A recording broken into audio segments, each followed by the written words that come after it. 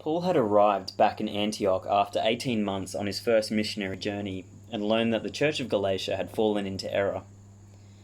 A group of Jewish influencers were going around the churches and convincing people that they still needed to fulfill the requirements of the old laws. Paul wrote a rather angry letter to the church as he had risked the good of the new Christians to make sure that they weren't led into deception. To show how frustrated he was, he even wrote the end of the letter in capital letters to emphasize the point, and this is seen in Galatians 6:11.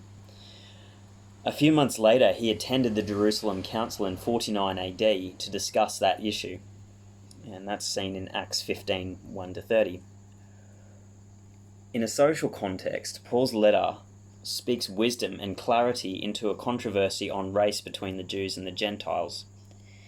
He made it clear that unity in Christ was to honour God's will, no matter what their racial distinctions were.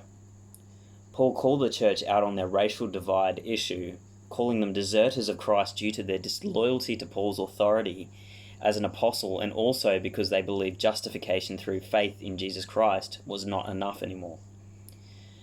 Part of the problem was that the false Jewish teachers were so well spoken in their arguments that they had convinced the church that to live a life of grace and freedom meant lawlessness and depravity.